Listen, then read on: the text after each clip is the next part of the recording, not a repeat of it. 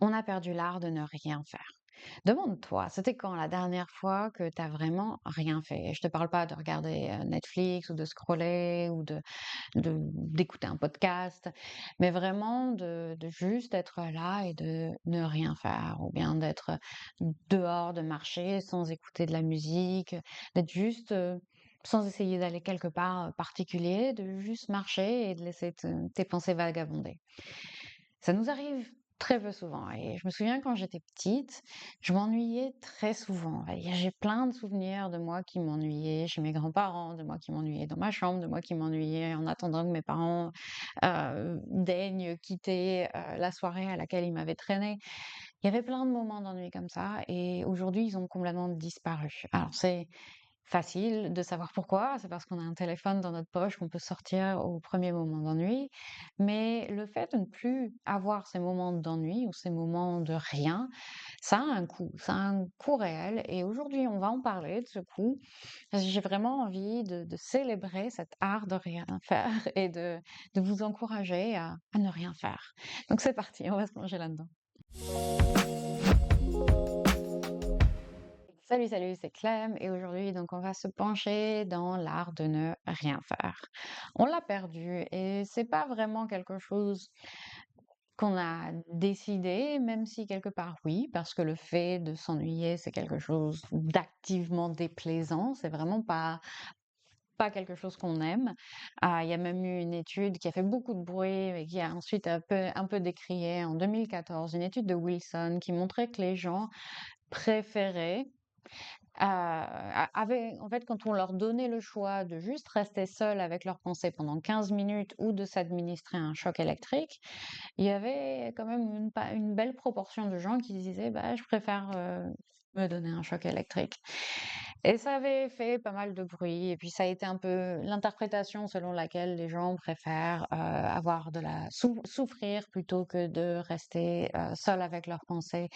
C'est un Cette interprétation a été assez décriée, donc je mettrai une nuance là-dessus, mais il y avait quand même une fraction de gens qui vraiment ne supportent pas l'idée d'être seuls avec leurs pensées pendant 15 minutes.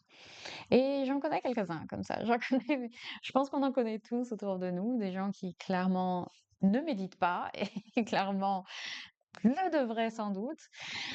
Mais bon, c'est quelque chose de très inconfortable, l'ennui. Je pense qu'on est tous d'accord pour le dire et pour le dire, pour dire aussi que, c'est très facile d'aller chercher son téléphone dans sa poche dès qu'on a un moment d'attente. On en est tous coupables plus ou moins.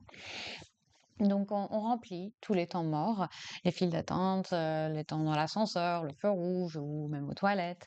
Mmh, tout ce confort moderne nous a privés de moments d'ennui, pas d'enduit, structurels et comme je disais dans l'intro, ça a un coût.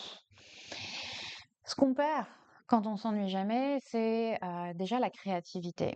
Les idées nous viennent dans ces moments où on laisse notre esprit vagabonder, en fait. Nos idées, elles nous viennent pas, pendant les sessions de brainstorming, les réunions au travail, elles viennent vraiment dans les moments où on fait rien, où on se promène en flânant, où on est sous la douche, on est dans le métro et on n'a pas notre téléphone pour je ne sais quelle raison, ou bien juste avant de dormir aussi.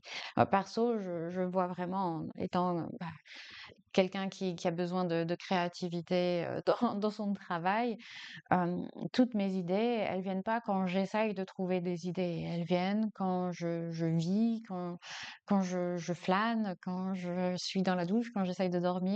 Elles viennent dans ces moments où mon cerveau est pas occupé par quelque chose d'autre, en fait. Et c'est le réseau du mode par défaut dont j'ai parlé dans l'épisode sur la méditation. C'était l'épisode 156 qui s'appelle «Pourquoi tu n'arrives pas à méditer?». Ce réseau du mode par défaut qu'on avait, exploré dans cet épisode-là, c'est aussi le réseau de la créativité associative et c'est donc pendant la méditation également qu'on va avoir nos meilleures idées donc encore un petit peu d'eau dans mon moulin par rapport à la méditation. C'est des moments qui peuvent être des moments d'ennui, mais l'ennui c'est bon. L'ennui, même si c'est désagréable, c'est bon pour nous. C'est aussi dans ces moments qu'on va réguler nos émotions.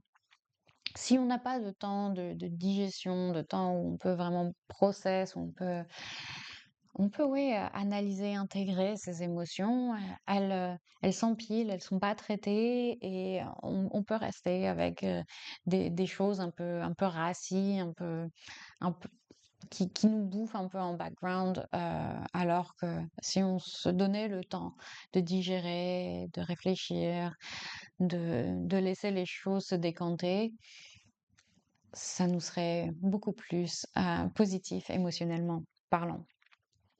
Ça influe également sur notre sommeil parce que comme on est surstimulé en permanence, on est toujours en train de consommer, de produire, le cerveau, il a du mal à passer ensuite en mode récupération. C'est aussi un sujet qu'on a développé longuement sur ce podcast. L'absence de downtime pour notre cerveau pendant la journée, elle se paye aussi la nuit. Elle se paye quand on essaye de dormir et qu'on a le cerveau qui va à 10 000 à l'heure parce que, et c'était aussi le sujet d'un épisode de podcast, parce que si on n'arrive pas à s'endormir le soir, c'est parce que ce cerveau prend ce temps juste avant le sommeil pour digérer nos émotions, pour traiter toutes les informations qu'on a dans la journée. Et il le prend à ce moment-là parce qu'on lui a pas donné d'autres moments dans la journée. Et c'est aussi un moment de, de connaissance de soi, d'apprendre à se comprendre. On peut pas savoir comment on se sent vraiment, comment on va, comment on vit les choses. On peut pas apprendre à mieux se connaître si on se laisse jamais des moments de silence pour nous écouter.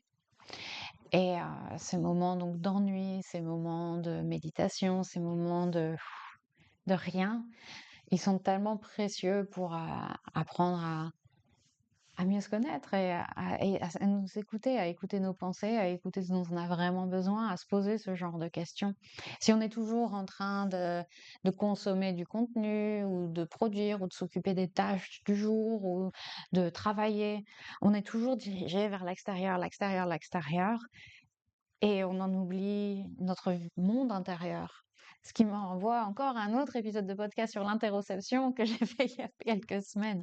Dis donc, je répète pas les mêmes choses, mais on navigue quand même autour des mêmes sujets, ce qui est bien, ce qui est positif. Je ne m'éparpille pas trop et j'espère que si vous écoutez plusieurs de ces épisodes de podcast, que le fait de dire à peu près toujours la même chose mais de façon différente, ça aide à vraiment intégrer les choses et hopefully, ça vous est très positif.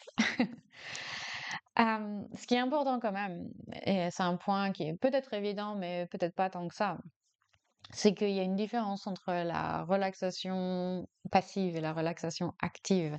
Regarder Netflix, c'est pas du repos, je suis désolée, c'est pas du repos pour le système nerveux, c'est une stimulation visuelle, émotionnelle, sonore, continue. Ils essayent de nous garder engaged et ça va pas du tout aider notre cerveau à faire toutes les bonnes choses dont je viens de parler. C'est agréable, évidemment, ça peut être agréable, mais c'est pas restaurateur. Pardon, je perds ma voix.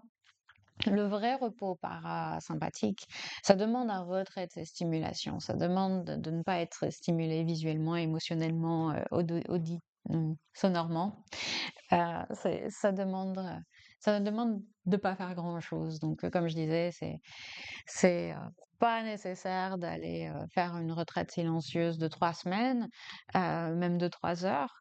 C'est là aussi qu'on peut utiliser ma méthode un peu souvent. On peut aller faire une balade de 10 minutes par jour où on n'a pas de podcast, on n'a pas de musique dans les oreilles, on n'a pas de stimulation. On marche sans son téléphone. Ça peut être 5 minutes à juste regarder par la fenêtre ce qui se passe, à regarder les passants si on a des passants ou la nature, si on a de la chance d'avoir de la nature par sa fenêtre.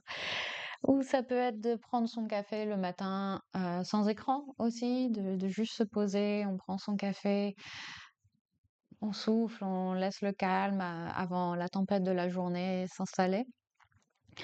Ça peut être de faire du yin yoga, de suivre un cours de yoga qui est spécialement conçu pour ça, et j'en ai justement publié un ce dimanche.